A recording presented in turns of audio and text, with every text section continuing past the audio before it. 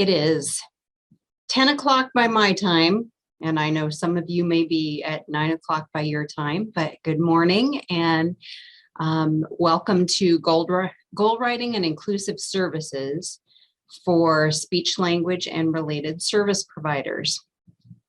I am going to take just a minute while I'm kind of talking here to go ahead and click on each of your permissions to allow you to talk, and hopefully I'll be able to get everyone on here. Let's see, there are a couple of you who actually have an older version of Zoom, and so it's not going to allow me to let you have your microphone, but so give me just a second to get this done. We're a small enough group that I want to make sure that you have this capability.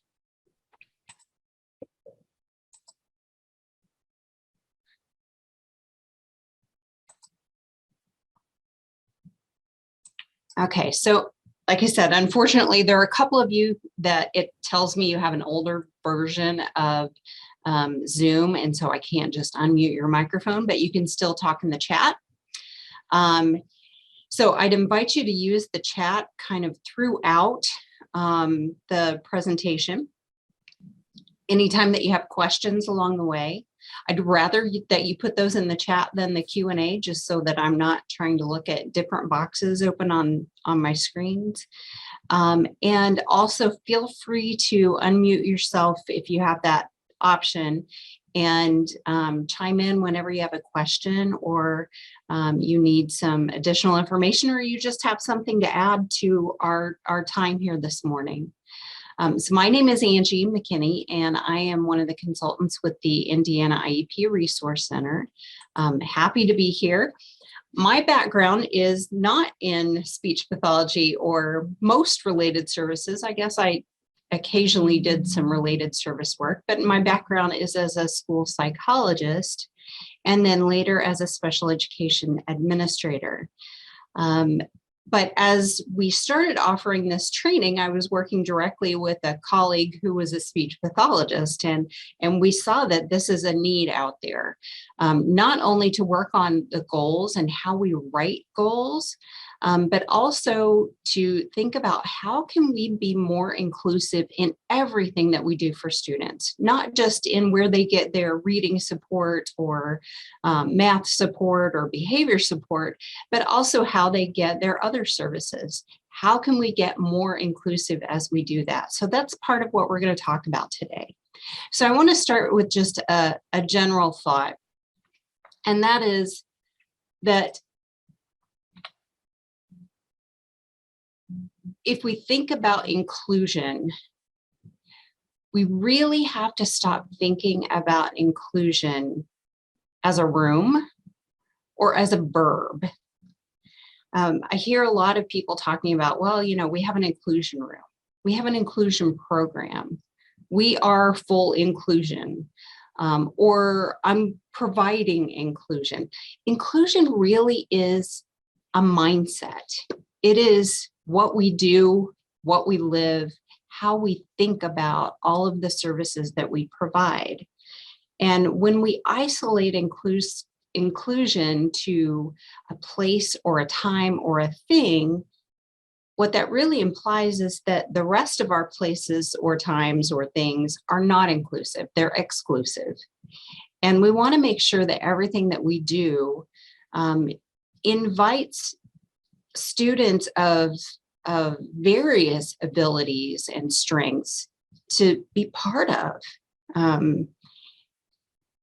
Special education is really just about special rights, not necessarily about special needs, because we know that we have a lot of students who don't actually have an IEP that have higher needs than some of our students who do have an IEP. And so making our services useful for more people and have more carryover to the other folks that we work with, meaning our classroom teachers and paraprofessionals, they think kind of that there's some magic sometimes that happens in rooms where services are provided. And when you can see the magic, then you can learn from it and you can start to mimic it and you can start to support it throughout a student's day. So our agenda for this short time, we really don't have a lot of time today, but we're going to cover some general information about least restrictive environment, which is one of the rights that all students with disabilities have, is to be educated in the least restrictive environment. We will also talk a little bit about mindset and kind of the shift in thinking that needs to happen. We'll cover some issues related to goal writing. It will be very much a very mini version of our full day goal writing training that we offer. So if you want more information about writing measurable goals, we can also hook you up with some full day training for that. Some information about co-teaching models. Again, not a full training on co-teaching, but just want you to be aware of the different models that are out there so that as you consider providing services a little differently than maybe you are now, you can know some potential setups for this within the classroom. And then quite a bit about communication. How do we share this? Like, how do we make this stuff happen? Because we can't just decide to do it and then boom, it happens, right? There has to be some good communication back and forth, and communication with parents, communications with teachers, administrators, and communication with the students. Sometimes students don't know what we're doing, right? Students may get asked by their families, so have you had speech this year? How's speech going? I don't get speech, right? when they've been getting it regularly. So we need to talk about how to make sure that we convey what we're doing and why we want to do it that way. And then finally, we'll do a little wrap up at the end. Very quickly, if you could each just type in the chat what your role is. SLP, OT, PT, behavior specialist, autism consultant, whatever it is. SLPs. And also, if you could change the default to sharing your information with everyone rather than just hosts and panelists, that way everybody can see who's here. A lot of SLPs. You'd think with all these SLPs that we wouldn't have such a shortage, but we know that most districts across the state are hurting for finding additional help. Wow, almost exclusive. Well, maybe exclusively, unless I missed somebody here. SLP. Okay. Well, that's going to be then where we put the biggest focus today as far as examples and stuff too for this group. This is being recorded, so we'll cover all of the information, but want to make sure that you guys get what you need out of this morning. Thank you. Oh, blind, low vision. Woohoo, we got somebody else too. That's great. And orientation and mobility. So let's start with thinking about least restrictive environment.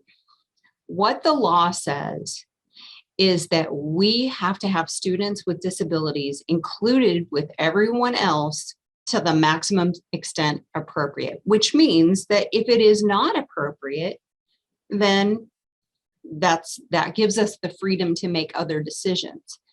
But it tells us that when we could do it in a gen ed setting or with other students that don't have disabilities, we should be doing whatever we do in that setting. So it pushes us to really think about this. This is the right of the student, is to be educated in with their non-disabled peers. We are supposed to only consider any sort of removal to a special classroom, a different school, or anything else when the nature and severity of the disability means that it just can't happen in gen ed classes, even with supplementary aids and services. Okay, so let's pull back to that a little bit too. That means that when we look at could we do something in a gen ed setting, we don't just think about with nothing, right? We have to think about could we do it in a gen ed setting if we put the right supplementary aids and services in place. And we should be considering that before ever thinking about any sort of pullout situation. And really, every time that we have a conversation or a case conference on a student, we should always be thinking gen ed first. Could we do this in general education? If the answer is no, the answer is no. But sometimes the answer could be yes if we were to stretch, if we were to flex, and think about, are there other possibilities? So there are a lot of different placements that are included along that continuum of least restrictive environment and the placements that are potentially available. Anything from being in the general education classroom 100% of the time, never being removed from your peers, but still being supported and receiving specially designed instruction. And then we have some kids who might get pulled out just a little bit, or a little bit more, or a lot of pullout, even to the point of being in a separate classroom most of the day. We have some students who actually need to be educated for part or all of the time in a separate school or in a residential placement. And then the most extreme, of course, is a homebound or hospital setting. That is the most restrictive placement out there. And so we have to make good decisions every time that we meet on a student, but we should be thinking incremental changes one way or another, as opposed to, well, general education didn't work, so let's do a separate school, right? We try things prior to jumping steps on the continuum. So when we think about inclusion and kind of the how things have evolved really over the years, this is truly not a full continuum of inclusive practices or inclusive services. But, you know, when my mother can tell me about when she was young and kids with disabilities just didn't come to school. School was not for them. This was prior to anyone having any special rights. And that's really what that first little petri dish kind of represents, is more exclusion. And then by the time that I was in elementary school, we had kids with disabilities in school, but they generally didn't come into the classroom. We had a room in my elementary that was down the hall, and everyone knew that the kids who went to that room were there most of the time. They occasionally came back to our classroom for things like art or gym, but that was about it. And those were a variety of different kinds of disabilities that that teacher supported. There was the one special education teacher for our little building. Over time, there's been more of a push for inclusion, push-in services, but sometimes it looks like that third representation, which is we have a little mini special ed room that's kind of created within a general ed classroom. What I usually see is the kidney-shaped table in the back corner that all the students with disabilities tend to go back into one little group and receive instruction or services within that setting, but still in a very isolated kind of way. And then we also see the fourth representation, which is students with disabilities in with other students without disabilities and more integrated into the classroom as a whole. But what we really know is that if those green dots are representing general education, all of those kids are not alike either. So the last graphic is really showing that every single student is different.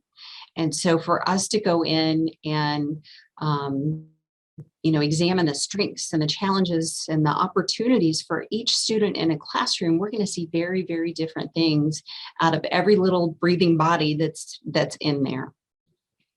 So my question to you is, if we look at what you are doing with your own services, SLP services, blind low vision services, O&M services, what does most of your service look like now?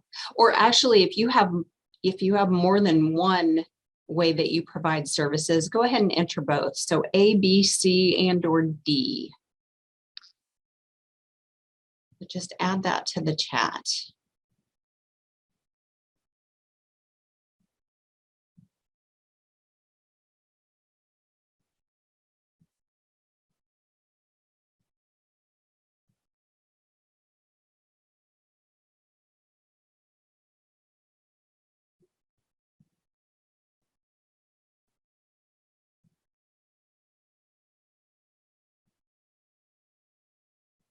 So a lot of the traditional D, doing that. That's what I figured, Carrie, that you really were thinking more, just not integrated into the classroom, but in a private room, right? Yeah, a little bit of everything.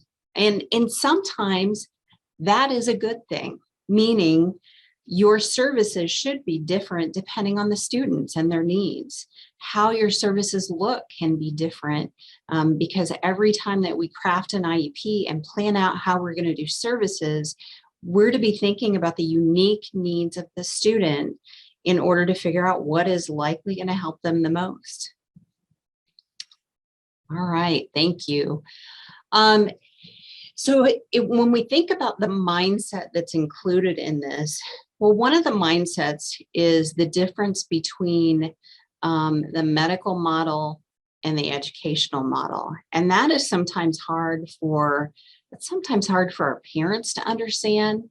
It can also be really hard for providers who have worked in other settings and come into the schools, because it is different how we evaluate, how we write goals, how we look at eligibility. All of those things is different. And I want to recognize that you all are the experts on this. You all are living it every day as far as who qualifies, who doesn't, how you write your goals and how you serve your kids. So I don't want to imply that I know that stuff better than anyone. It's just sometimes helpful for us to have a conversation about this so that we can think about, are there shifts that could be made to really meet what we need to happen within an IEP, and to be able to explain it maybe a little bit better to parents.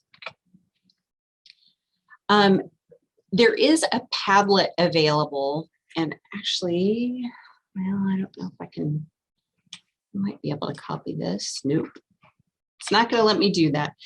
If you scan this QR code, it will just scan it with your phone camera. You can get to the Padlet, and it has a variety of resources there, including some different articles and some handouts that we're going to talk about, as well as the presentation for today. So let me know if somebody needs more time to scan this. I can also go back and copy this kind of at the end of the presentation and put it in the chat if that would be helpful as well.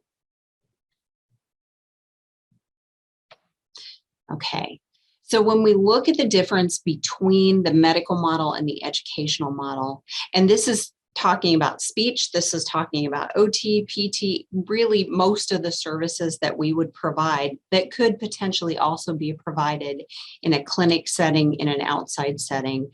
With the medical model, it heavily focuses on the impairment. How much impairment is there? And almost exclusively relying on standardized tests. Some other things too. I mean, there are interviews and intakes and things like that. But many times when somebody comes into that medical or clinic kind of setting, it's a 1 or 2 shot deal where they come in and you're seeing the student privately and meeting with the parent privately. The eligibility, the medical team makes the decision. and generally relies heavily on that therapist. But there are sometimes eligibility requirements that we have to think about related to a particular diagnosis, or requirements that are set by the insurance, right? We know that sometimes insurance will only pay for services when a student meets certain requirements or has certain scores or things like that. And the goals are very much skill-based. Very similar with the educational model, but we're focusing not only just on the impairment, but how the impairment affects your educational performance. Because we know that every disability under Article 7 says it has to adversely affect educational performance. And what that means, when you start digging into the definitions in Article 7, when you look at educational performance, that means academic and or functional. So academic, I mean, that's kind of an easy one. We know we're talking about reading, writing, math, other skills related to academics. But it doesn't mean that we need to have a student who might need speech therapy that has to be failing classes or showing, adverse academic impact. We look for academic impact because sometimes things like articulation may affect how you pronounce and hear and read words. There can be some impact there. But it can also be functional impact, and functional is ranging from, your self-help skills to your social skills, communication skills. There are so many things involved in functional performance because school is not all about academics. So we have to look at those things as well. So it's just not a score that cuts off that says, yes, you're in, or no, you're not. We're also looking at how does that play out? How does it affect you? And we tend to use testing results, standardized testing, but we also do a lot of other requirements. So we know that we're getting social and developmental histories. We're getting that input from the parent. We're getting input from the teachers about what they see in the classroom. We're also doing observations to see, how does this look in the classroom? How does it look when the student is interacting with others?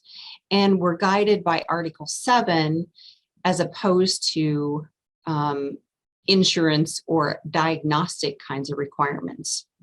So we're still looking at skill-based goals, absolutely, but we connect that to that area of educational impact. So it's not just about making progress on a skill, but making progress on a skill that is meaningful to educational performance.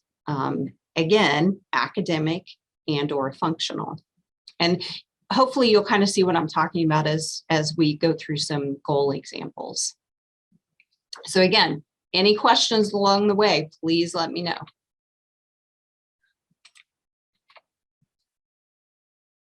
So when we create an IEP, we know that we follow a process, right? We don't jump around, and well, we sometimes do. We shouldn't jump around in the IEP because it follows a very logical process.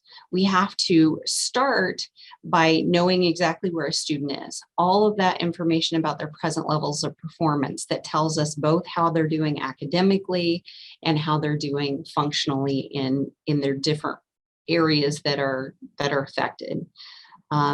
Then we're developing goals based on what needs kind of come out of those present levels. Those needs that, if the student is eligible, are related to their disability. And then once we know where they start from and we know where we set the goal, that tells us what kind of service, how much, how intense, in what placement, all of those things, that is going to determine what those services are. And so that's why we try not to jump around, because I can't determine services unless I know where we're starting from and where we want to go and all of the fine details of context around those two things.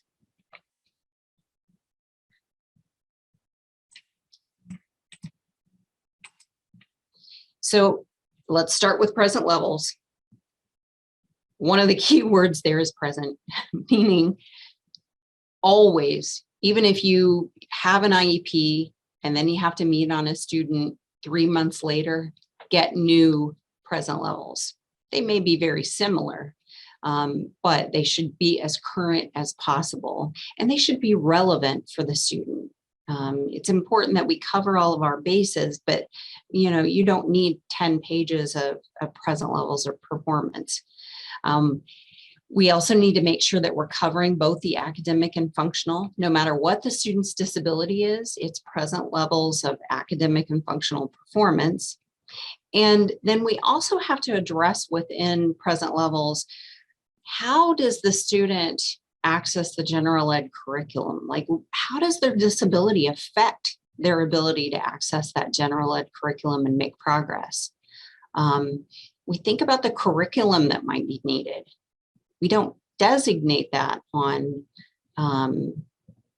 in the present levels, but we might talk about if we've had information related to the kind of curriculum they're experiencing now. Sometimes we do have students who move in and they're coming with nothing. What I would recommend is you do some kind of 10-15 minute quick assessment just to have something. It's great when we get move-ins that come with a beautiful new information and the schools are thoughtful enough to send that to you, but that's not always the case. But you got to have something. Otherwise, you have no idea what to do for a student. So it's probably worth your time to sit and gather some data as well as you can, even if it's very short and sweet, and then just say, okay, maybe we should meet again in a few months once I get to know the student better. When you look at the present levels, it should really tell you what can the student already do, right? Because you don't want to write goals about things that they can already accomplish. And I don't mean every single thing. If we're talking about communication skills and think about an adaptive behavior measure. You guys have seen these over and over again.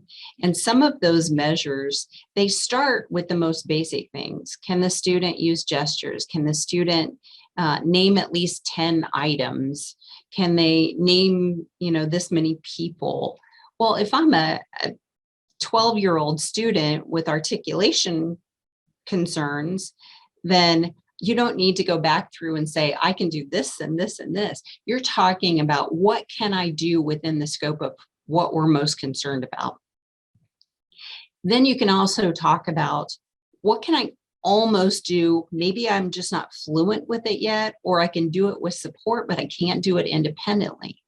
Because those are things that might be important for us to pay attention to, maybe to continue a goal on, or maybe to skip on to the next skill that's going to help support that, but not have that be a year-long kind of goal. And then really, what's the next thing that we should be working on? If we have really good present levels written, the goals can almost write themselves. If they really tell us, what can I already do? What can I mostly do or do with support? And what comes next? What is the next big skill that is important that other kids that don't have disabilities that are my age, they've got this. They don't need support. We should never write a goal on something every fourth grader is working on. We should write a goal based on what do I need that's different from my peers. So this is not the most perfect present level ever. This is truly just adding a bunch of information for you to look at. So I'm going to read this just because I know everybody reads at a different pace and I won't know when to stop you. But in reading, Joey tracks from left to right when reading. He's interested in books and understands the role of the author and illustrator. These are things he can already do, right? He's able to blend and segment. He is strong when using picture cues to answer concrete questions. When attempting to sound out words, he has difficulty decoding sounds that he's not able to produce correctly in speech. okay? We still have to talk about reading, writing, and math, even for a speech only or a language only student. We're writing good information, and we're couching it within how does what I'm working on connect with academic and functional performance.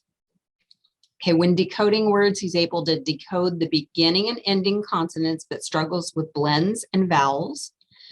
He has difficulty finding the main idea in a paragraph. He struggles to identify the subject and verb of a sentence. So those are things he can't yet do that are important. Math, he understands visual concepts such as bigger and smaller, counting sets and patterning.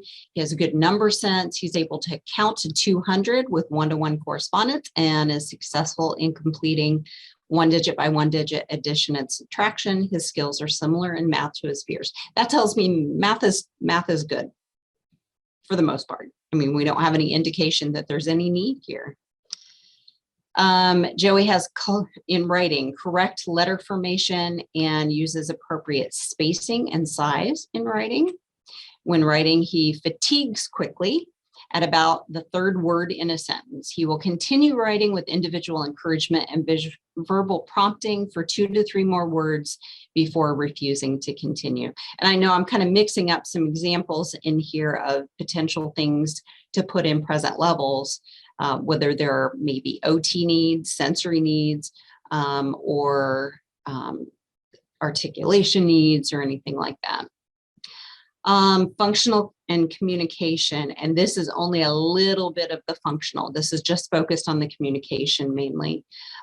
He's able to complete routines and daily living skills such as showering when provided with visual aids and adult supervision. So he's not independent. He needs some support, but he can do it. He's able to answer yes or no questions about information he has read or is provided verbally to him. He is not able to answer WH questions regarding information he has read or provided verbally. With the use of visual cues, he is able to answer what and where questions. He's unable to answer when, why, and how questions when provided any cues. Short, simple conversations with him are age appropriate.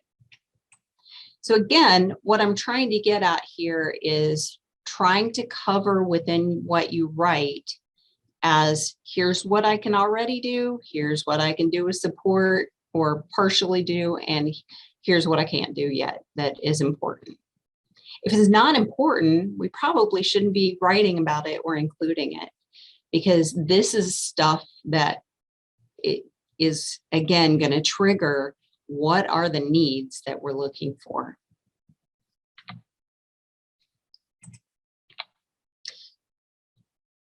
So then when we identify what those needs are for a student and we start to write goals, we write our goals using kind of this, this process. We think about a skill. We have to have a skill that we're targeting for the student. And then we also have to think about what else needs to happen related to this. Are there materials or conditions that we want to think about? This is where I want to be able to see this skill. Now, ultimately, we would love to be able to see a skill generalized to any condition with any people in any environment. But for a lot of our students, what we're writing is that within the next year, I just want you to be able to do it under these conditions. It also helps us to say, that's when we should be taking data under these conditions. Then we have to have it really adding in that measurable piece, the criterion for acceptable performance.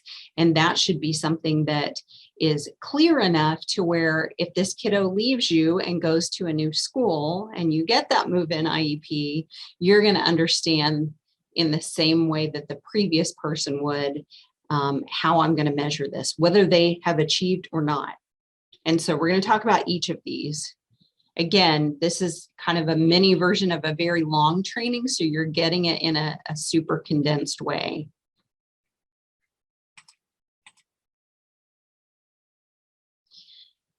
So the skill first, right? We've got to start with the targeted skill. What exactly is the skill that we want the student to be able to do? What can't they already do now? And this is a little bit of a mind shift, I think, for some people as well. What is it that the student can't do that if they could learn to do it over the next year, it would be life-changing? I've seen so many IEPs that have a number of goals that, yes, the student may meet those goals, but so what, right? If they met that goal, are we even going to have a noticeable difference in the student's ability to access the general ed curriculum, to be more successful in life, to be a more independent person? Maybe, maybe not. I mean, sometimes we write goals that are just for the sake of having the goal.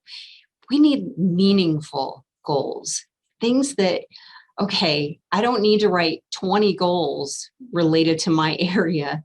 We need to have a goal that, yes, we're going to work on a bunch of other stuff too, but this is the main thing that if we accomplish nothing else in the next year, I want this student to be able to get this skill. So I think sometimes narrowing it down to those meaningful life changer kinds of goals can help keep us more focused on what we're doing for students. And it doesn't mean that you can ignore a glaring area of need and not write a goal on it. It just means that I don't need 10 language goals and 10 motor goals. And sometimes we literally have IEPs out there that have like 50 goals for a student. And I think if I were the teacher or the service provider, I might be so overwhelmed by that IEP that I'd want to go work somewhere else. So as we start writing the goals, right, we have to have the skill first. It's not about an increase on a test score. It is about a skill that I don't have, something I can't do right now that I want to be able to do. And then as we craft some of the language, we want to try to use words that I can see or hear the student do these things. So, personally, I know I've written a lot of goals in the past that used some of the words on the left-hand column. The student will demonstrate blah, blah, blah. Well, how? What do you mean they'll demonstrate it? What am I going to see? What am I going to hear? What am I going to observe with that student to make it even more measurable? So the student will identify. Well, how are they going to identify? Are they going to point to it? Are they going to name it? Get more precise with some of those pieces of language in the goals. Student will recognize blah, blah, blah. How do I know? How do I know that they've recognized it? I know we think we can see that the light bulb goes off for some students, but that may not be accurate. So the more that we can use those precise verbs, write, draw, name, point, touch, print, circle, walk, lift, whatever it is, it makes it easier to observe and makes it easier to measure. So we've got the skill, and now we have to have the stimulus material or condition. So under what condition are you going to see that skill? There are a lot of skills that I have that I don't necessarily use all the time. And there are also some skills that I have, but I can only really demonstrate them with certain kinds of materials or supports. When provided with a smartphone that has an alarm feature, Angie will show up to webinars on time. If I didn't have that, I might not actually be on time for everything. And what does the student need? Do they need a communication board? Do they need verbal prompts? Do they need, or the condition might be a certain situation that you expect to see that behavior or skill. during independent work, you may not expect a student to use a lot of communication skills because they're expected to sit and work quietly. But in a group setting, like during group work, you might expect to see certain things. So this helps to explain where we would want to see something and kind of, again, narrows the focus, but it also tells us that when I'm going to go to collect data on whether a student can or cannot do something yet, then this may tell me a little bit more about the setup or the condition that needs to happen. So where do you really want to see it? And can reasonably expect that over the next year, we can make that happen. So it might be the setting, so small group, large group, during individual instruction, on the playground, during therapy session. Again, you might kind of specify some of that, or it may be the kinds of materials that you need or prompts to make that happen. Then we've got to make it measurable. We've got to really make it measurable by determining exactly how are we going to know? And we can do this in a lot of different ways. So when we start to set that criteria, it depends on the skill that we're looking at, what kind of criteria that we use to know whether they got there, right? So you may be looking for an accuracy indicator, so the number correct or the percentage correct or something like that. It may be that we're trying to increase the speed of a skill or the fluency, so how many per minute or how many, how quickly something happens. For some of our kids, we may be looking at a duration, how long they stay engaged in a task, how much is their stamina for participating in something. And then sometimes we also include like a latency, especially if we're dealing with behavior or organization. Sometimes we're looking at what does it take to get you to get started? Like, what's that lag time? We have students that, I guess this could really apply, I think, to communication too, that we make a request or a prompt for a student. Some students do it immediately, respond immediately. Other students, then maybe it's like a 40-second delay before something happens. So again, it really depends on the skill that we're using. So I can't tell you to use one over the other. This should be individualized based on the type of goal that you're writing. Now I'm going to show you a series of some possible goals, and they are not without flaws. I definitely will not encourage you to copy paste any of these goals. They are totally made up. And I want you to think about, number one, do they include all of the elements that need to be included? And number two, when or when not would they even be appropriate for the student?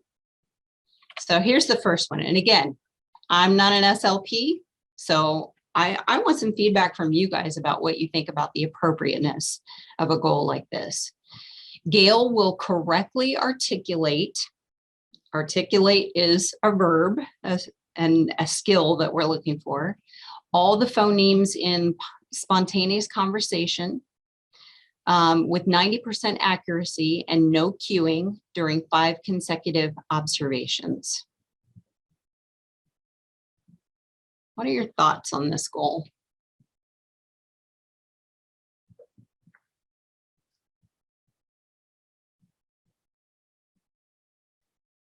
And again, anyone's free to unmute themselves as well.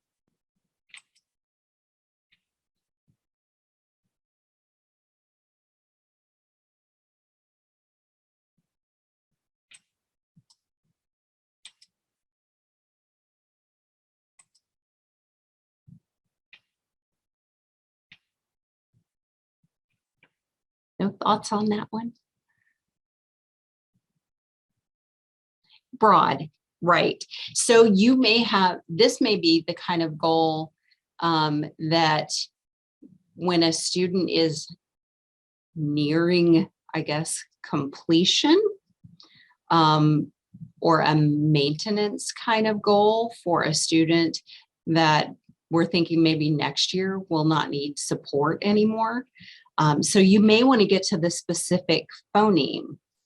Now, one of the things that, and Christina, you're kind of getting to this too, you may be able to have a goal like this and then have some objectives, or have a rubric that is focused on the specific phonemes that you're talking about.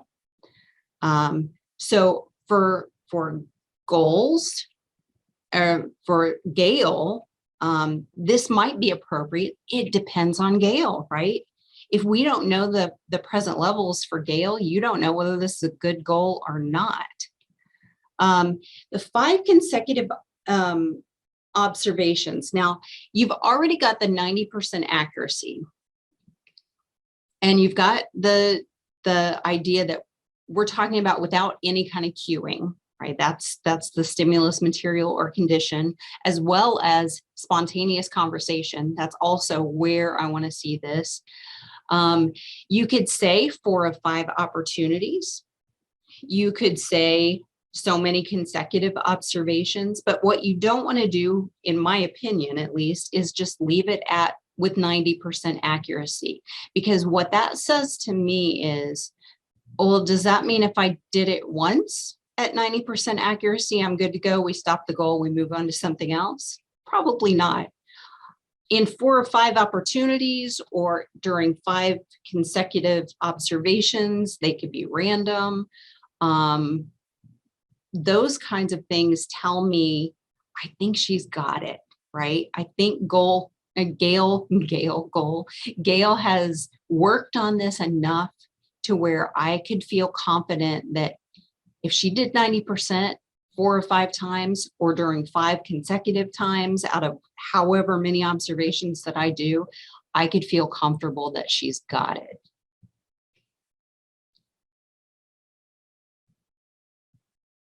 Now, okay, Anna, you bring up kind of a good point here.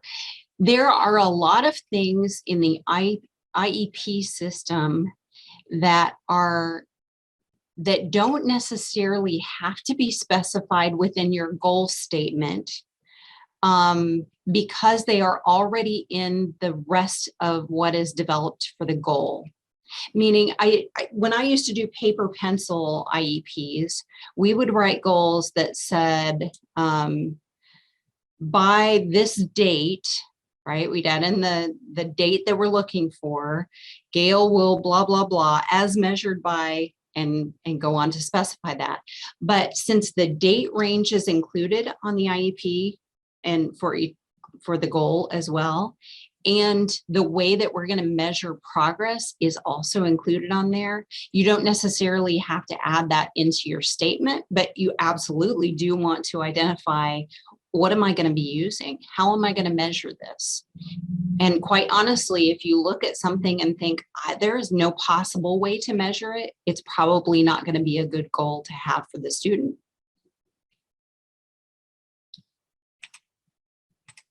All right, here's another one.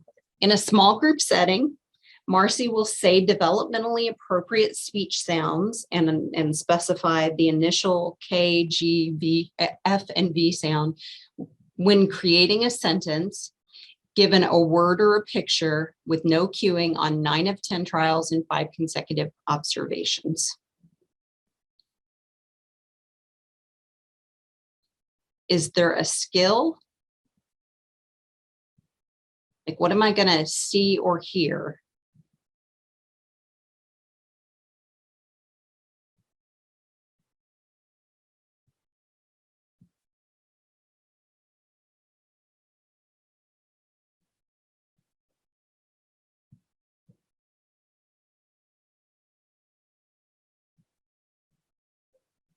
So she's going to say these sounds, and she can't currently say them. We're going to assume that. Again, we don't have her present levels here. Her conditions really are that we're not going to use cueing, and we're going to be looking at this in a small group setting on 9 of 10 trials, meaning, and this I think gets confusing when I read other people's goals. What I mean by 9 of 10 trials is I'm going to give her 10 different words or pictures and have her create a sentence. And on 9 out of those 10, that is one observation. And we'll see if she can get 90%. And 5 times in a row, I would like to see her do that. And again, I think having 4 or 5 opportunities, or maybe for Marcy, based on her present levels, 2 of 5 opportunities, or 3 of 5 opportunities, or 7 of 10 trials is pretty good. It depends on where we started, right? So always that present level is really going to drive things.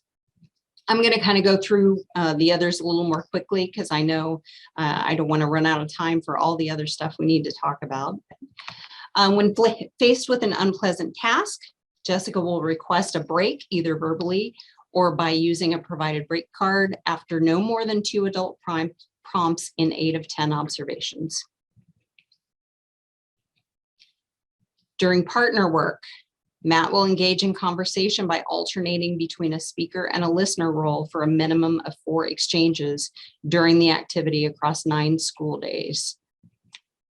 Now, what I wanted you to see by this is we want Matt to increase his back and forth conversation skills because he doesn't have that right now.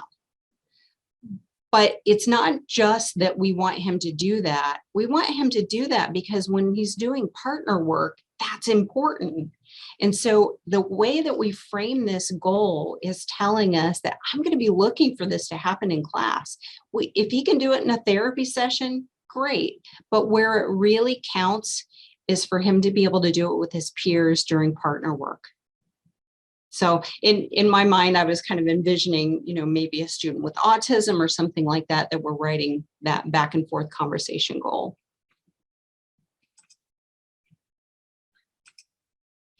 When using visual prompts, either photos or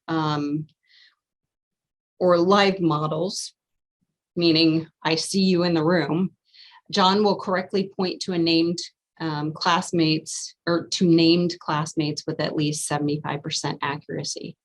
Again, for most students, this would be a ridiculous goal because most of our kids can name their fellow classmates. But for John, if this is a life changer, sometimes we have parents that say, oh, I just want my kid to know who their classmates are and be able to call them by name, because eventually I want them to have friends and I want them to be able to share information about what they get at school and what they did with me at home. That could be a life changer for a student. So if that's a skill that John doesn't have, and that is important to the parent and important to John being able to interact in his classroom, absolutely, that could be a good goal for him. Okay, I'm going to skip through these last couple. You'll have them in your PowerPoint, but again, I just want to make sure that we had some opportunity to go through some of that. But I want to focus on a couple of things here. Number one is that when we write goals, these are the students' goals. And I think, I used to come to meetings as the psychologist and say, okay, well, I have the behavior goal. And so that's my goal. I'm going to monitor it. I'm going to provide whatever support is needed. And I think we have to move away from that and really think about these are all the students' goals. And that what each of you individually does for students is important, but it also can't stand alone. What you do and how then that is supported by every other team member that's involved is really, really important. So if you're providing a specific way to prompt a student to, have tongue placement in order to produce a sound, and you prompt that in therapy sessions, great. But if you can teach the teacher to do that and it happened throughout the day, and the paraprofessional in the classroom to do that, and the parent to do that, that is what is important. And so the data that's collected can be collected and shared by anyone.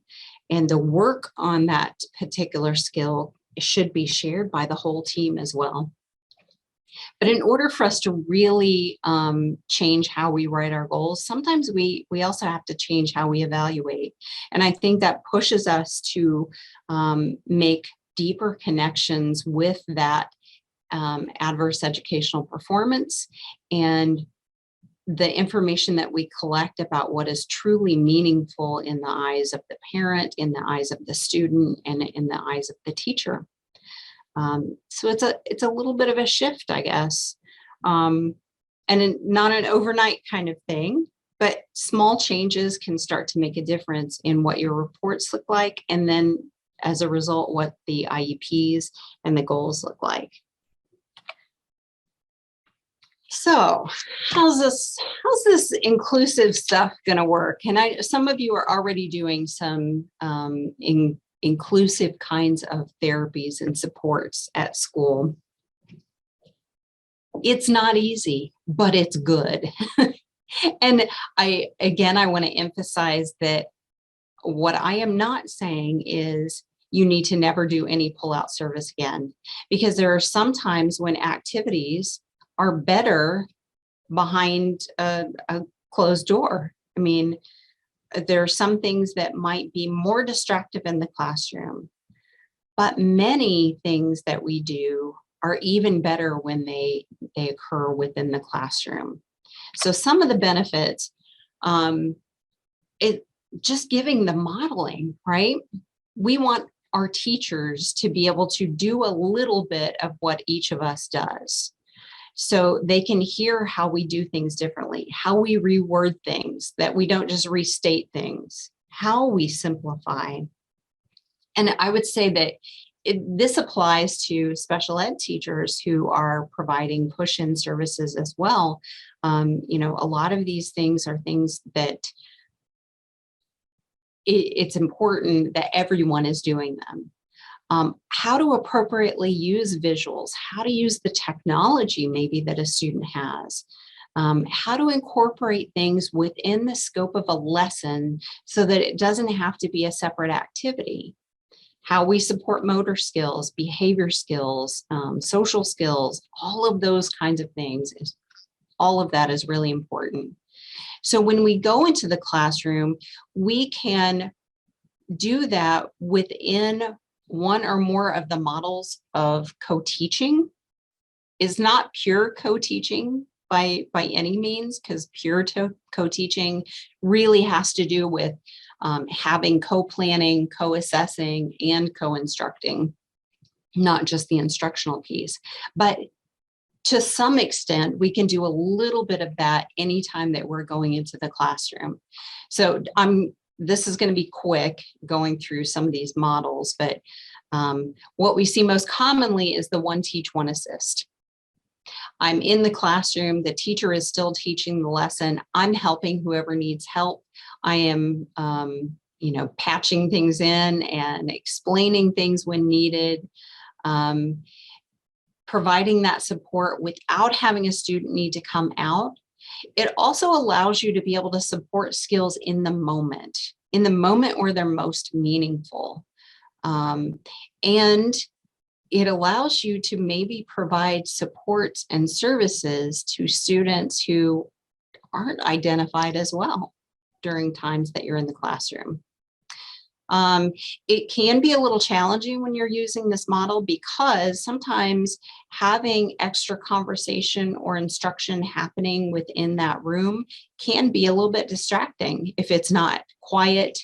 And, if all eyes aren't following you while you're providing that extra support, then then it doesn't affect things quite as much. But, when everyone turns to watch what you're saying to a student and how you're supporting them, that can be a distraction. One Teach, One Observe is also a similar method, and this would just be for short little bursts of time, but going into the classroom to specifically observe for certain skills.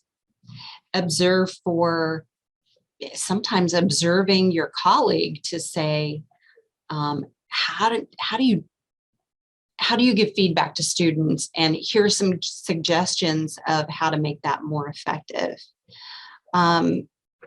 So Sierra, I'm going to caveat my answer to your question about how do you write provisions for inclusion. Well, writing it in the IEP to me is very easy. If you say, I'm going to go in and I'm going to provide speech therapy, but I'm going to do that in a gen ed setting, it's just a matter of writing GE instead of SE on the IEP, even when there are other students in there. Even if you're providing maybe a group within the classroom and there are 4 students in there who have language needs, and you have 2 students who aren't identified with an IEP, but they also need some support, maybe as kind of an intervention to see whether or not they need testing or whether it's something that could just be handled quickly. That is okay to do. Now, what I can't answer, and maybe one of you all can, is how that plays out when Medicaid billing. So you do have to kind of be careful with that to make sure that the way that you're billing for Medicaid is within what they're asking for too. So I'm going to keep going, but if somebody can give their thoughts or any of the feedback they've had. We've had people in the past who've attended this training who have said they've been able to make it work through Medicaid. It's just how they document for each student that's important. Because if I'm writing, say for a special education service for a student who needs reading support, and we do that as in the gen ed setting, if I say I'm going in there for a half an hour, that doesn't mean that I have to sit with that student for a half an hour and not talk to anybody else. Just like if they were in a resource room, they may not be getting my full attention in a special education setting. Alternative teaching is where you have large group and a small group within that classroom, within a gen ed classroom. So you may have somebody leading a large group and somebody else, again, doing a small group, whether it is the gen ed teacher doing the large group, or sometimes the provider or special ed teacher or somebody else doing the large group. It depends on who is most appropriate to provide that. That can be switched up. So generally you've got somebody in a small group, and the small group is either working on a specific skill or doing some remediation or sometimes doing pre-teaching. So all of you who are speech language pathologists, you probably have a lot of kids who pre-teaching things like vocabulary is incredibly important. And you may be doing some of that within your therapy sessions to say, okay, I know there are specific language needs for this student. And so in social studies next week, they're starting a new chapter, and here's the key vocabulary. So you focused in on it during your pullout group. You can do that in the classroom. And again, you're going to have a mix of kids who really need to work on that vocabulary before we even start the lesson. So they may be some kids on your caseload, and they may be some who are not.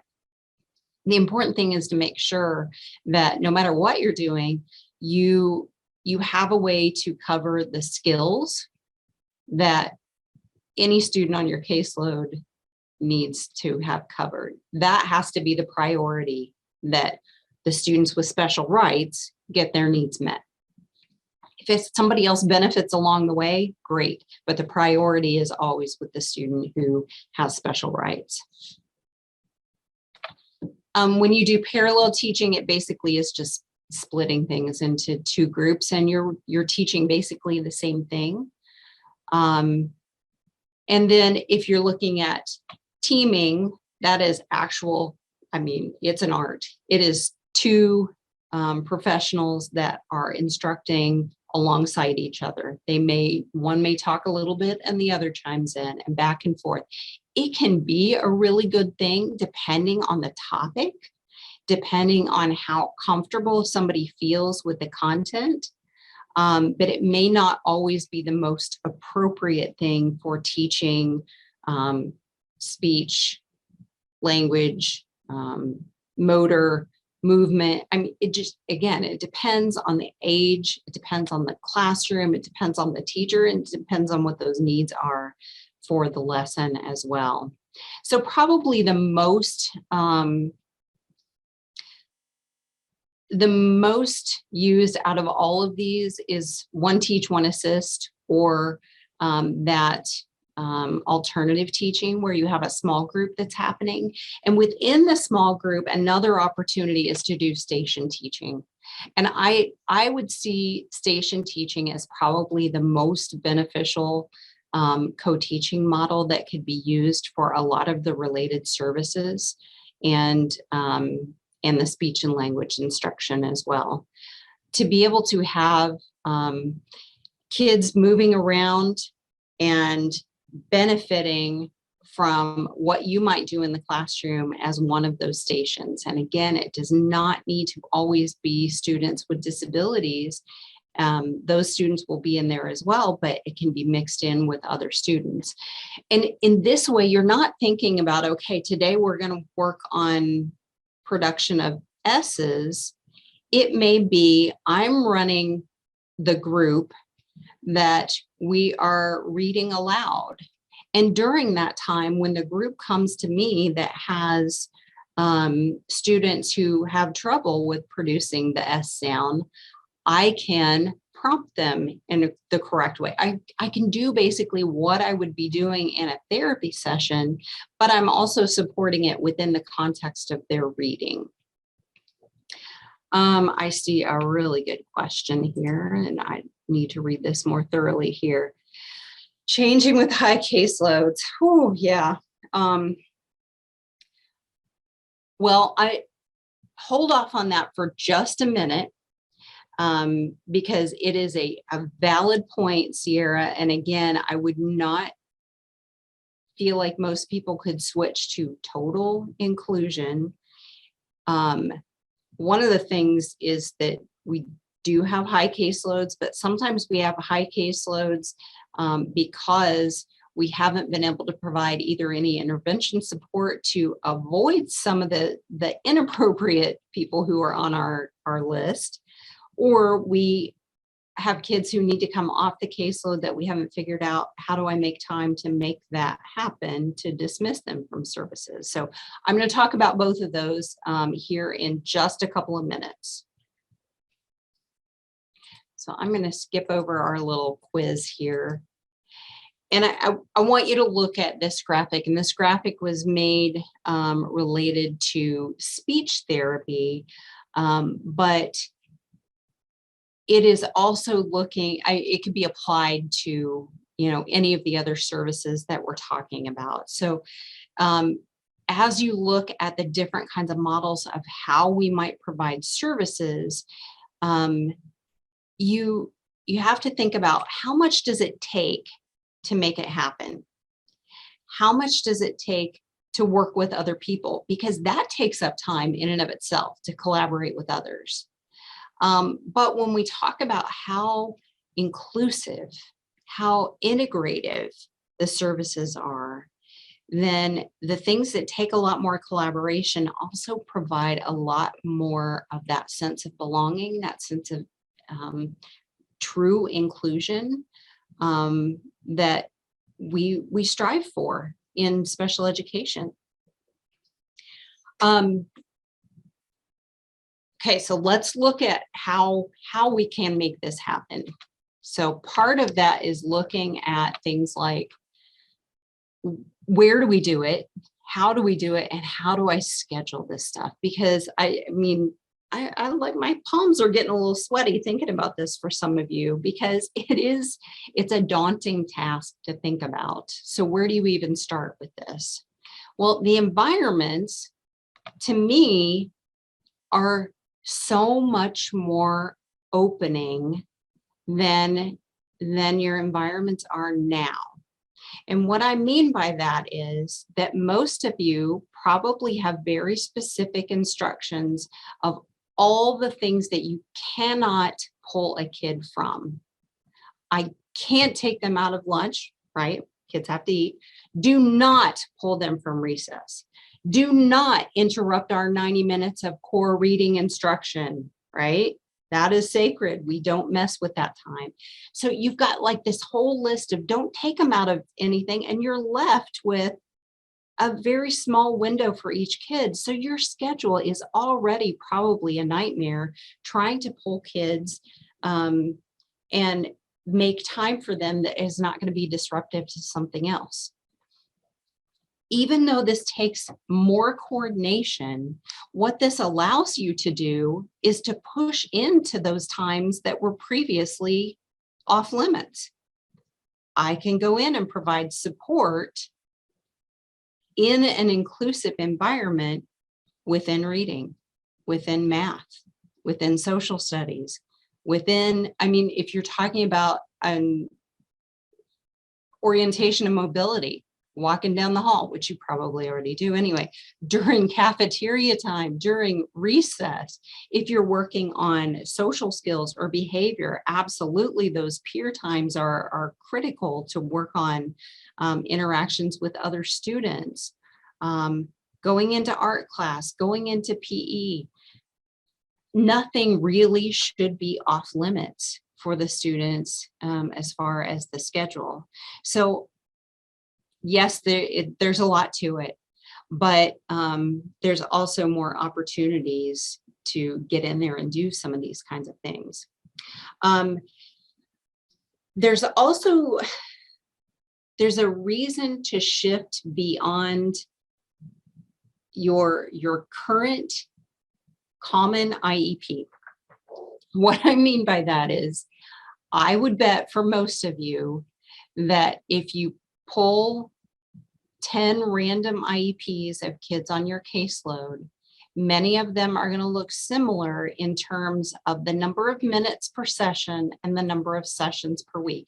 Now, there will be some individualization. I recognize that some kids need 3 times a week, 6 times a month. You know, we've got kind of our core, but many times we are talking about a specific period of time that has nothing to do with what we think really is going to help the kid achieve their goal.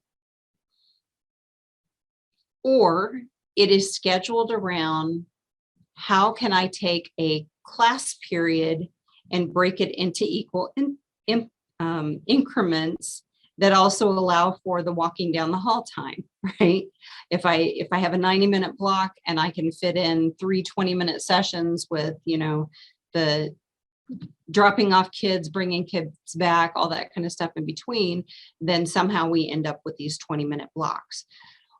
What I want you to think about is that if you've got some control over saying, I need to make sure that these specific kids get their support, and within that time period, how much support do I think that they really need for me to provide?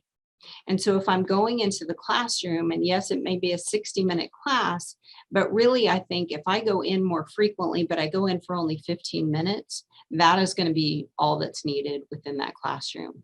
Or I can come to this teacher's classroom for the first 20 minutes of a class period, but then I can go to the other grade that has a different class going on for the last half of their class period. You don't always have to be in a classroom from start to finish. And I think that sometimes we feel like we should when we're doing more inclusive classroom-based support. We feel like, well, how long is the class? And I'm just in there for the duration. If that's not what's needed, then we don't write it that way on the IEP. We're just going to provide a certain amount of support. I would also encourage you, it makes life a whole lot easier if you're not thinking, 20-minute sessions 3 times a week, that you're saying 60 minutes per week, or, you're switching it to a little bit more flexible provision of time that allows you to juggle this as you need to. Again, I would also start small.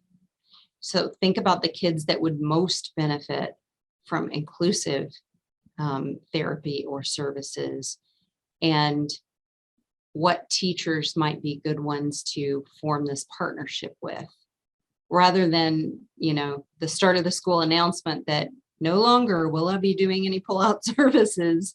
I'm going to be coming into your classroom, because that you're going to have some teachers that are like, I really don't want you in my classroom. Once they see the benefit and we can communicate that with them, then I think they'll appreciate this service even more. I've known a lot of gen ed teachers that have been like, please keep coming back in. This is, you're demonstrating skills to lots of students. You're teaching things that is changing the way that I teach things. And knowing exactly how to provide the supports. You can read supports on an IEP and think that we might be doing them correctly, and sometimes it doesn't come out that way. So communication is absolutely imperative. And sometimes I feel like our communication kind of looks like this sign of, I don't even know where to start. I don't even know who to talk to. Or I give a message and it gets all wonky. So when you're trying to communicate and form that partnership with teachers, start with what are the positive things. So again, things that we work on together could help everyone. How do we take an IEP goal and not have to make time for it? We fit it right into what's going on in the class that week. And some of you are already really good at this, even within your pullout services, because you go to the teachers and say, what are you going to be working on? So that you've got some content to be able to apply to the skills that you're working on with the student. This is doing something similar. It's just fitting it into that gen ed setting and not having to have the kid miss something in order to get something from you. And really emphasizing the generalization. I mean, how many times have we heard when we go to an IEP meeting and say, let me tell you all the wonderful things this kid can do. They can, you start listing off, they can now do this and this and this. And the teacher or the parents say, oh, I've never seen them do that. We want generalization.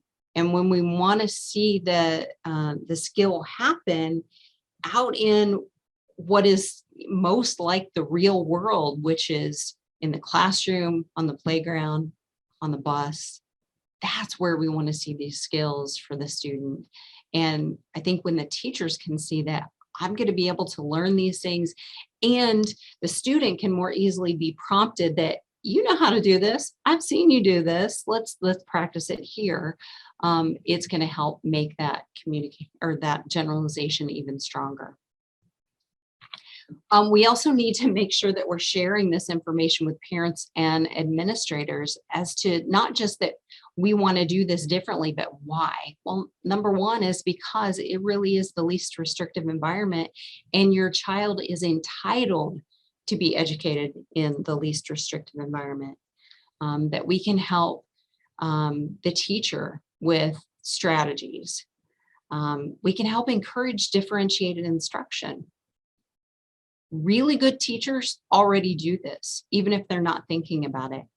Special providers know a lot about differentiating, doing things differently based on individual needs. It also, for a lot of students, as they start to get a little older, they don't want the stigma of leaving. Some of our early kids are like begging to go with you. You know, you'll have a student that you're pulling out and other students in the class saying, please, can I go too?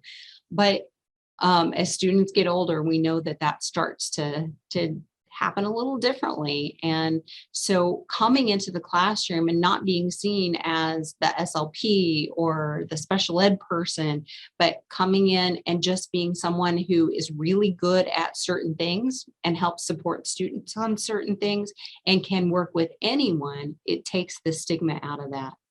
And it really does make it more generalizable and makes it more meaningful in the sense that, you know, again, we're making connections across environments for students. You don't always have to provide a service in the same class on the same day every week too. If you've got a little bit more flexibility in the way that you provide services, it might be important to say, okay, well, this week I'm going to support the student in during reading class, but then, you know, I can also see that upcoming material in social studies is probably going to be a real challenge for this kid. And so maybe I go in and support some of the vocabulary knowledge in social studies for a couple of weeks.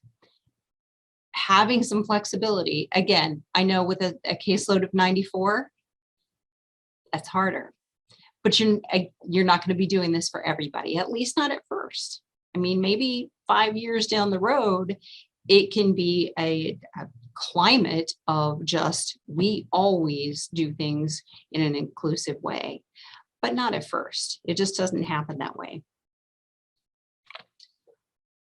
Some things that you might want to discuss with some of the teachers that you're proposing that we make a little change here.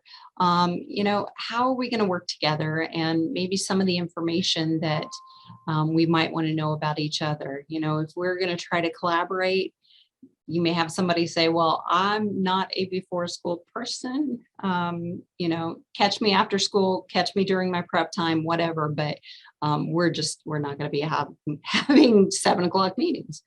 You may need to discuss a little bit about educational philosophy, or how are we going to make this happen? How are we going to communicate?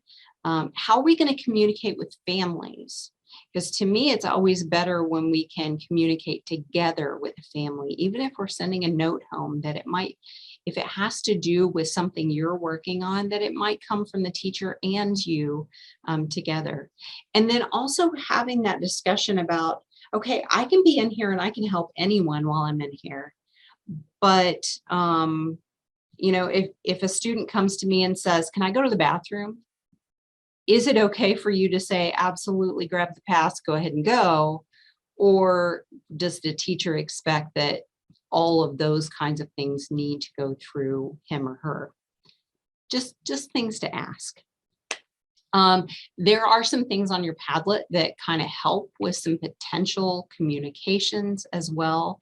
And this is, you know, one of the things that you might say when you're talking to parents is something like, I probably won't be working with your child outside of the classroom because it's really important that the student sees the need to use language inside the room during all parts of the school day.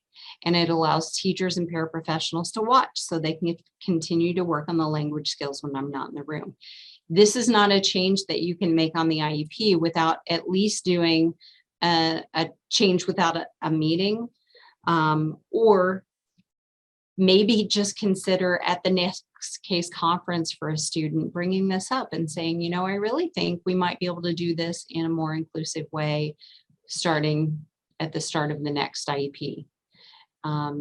So baby steps, but parents have to be in on it, because again, what would happen if you were going in and providing inclusive services and the parent doesn't recognize that you're providing inclusive services is you're going to get a kid who comes home and says, I don't go to speech anymore.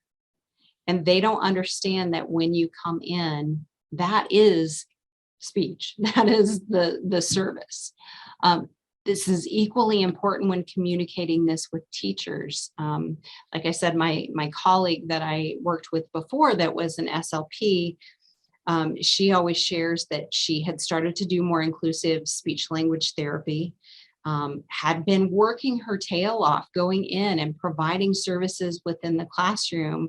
And then the teacher asked her, "So when are you going to pull them for speech?" She's like, I just put in hours of good support. So sometimes teachers don't understand as well that services and location are two different things. And that, yes, when I do it in the classroom, it's still services and it's quality services and it's in a more inclusive manner. So what this boils down to is thinking about what truly matters. And what truly matters within the scope of what we do are the students and the outcomes that we're looking at. And making sure that students come away from their educational experience feeling part of a group, feeling part of something that was important, with more skills than they had. You know, if we're not making a difference, then something has to change. And we make good progress with students. We really do, even in those pull-out settings. But can we make even more progress by supporting the other adults that are within those students' lives? And I think that's where this really comes in, saying we can't do it all. We don't have the magic wand, but we can make sure that not only are the kids getting support from us, but the other people who are supporting them know how to do this as well, so that it is a throughout the day, whether I'm in the classroom or not, kind of support. Okay, so as we kind of wrap this up, I want to make sure and give time for any other questions that you guys might have, or just general comments. I mean, most of the time when I do this as an in-person all day kind of fun training, there's a lot of nervousness. You know, there are a lot of people who say, I'd really kind of like to get started on this, but man, I'm a little worried about some of the fallout that might happen, or some of the pushback that I might get from people. So any comments that you want to make are definitely welcome. I would also invite you, if you could complete an evaluation form. We appreciate all feedback that we get, and we do look at your feedback and try to make changes. The scan on the left or the evaluation link, the website, will take you to that evaluation. It's the same evaluation that you get for all of our trainings, so pretty quick and easy to do. And then on the right-hand side is just the link that you can go to sign up for any additional trainings between now and the end of September. Our grant is ending at September 30th. And so at that point, after that, we anticipate that we will still have some trainings. We just don't know exactly what those are going to look like yet. And so we can't advertise any of those yet. So sign up for anything you can now. If there are any trainings that you know it's not going to fit within my schedule, but it's an online virtual training, sign up for it anyway, because then you'll get the recording sent to you even if you don't show up. And same thing, encourage your colleagues to participate in those as well. You will get a certificate for participation today, probably within the next couple of days. And you should expect to hear that from Gail Ringwalt. And I appreciate everyone's time today. So any other questions or comments anyone would like to make?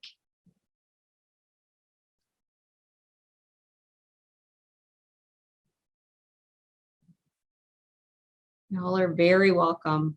I just appreciate people showing up. I love it. And I wish this was face-to-face and a little more interactive, but maybe we'll get that opportunity in the future. Well, thank you. And I'm going to go ahead and end the webinar.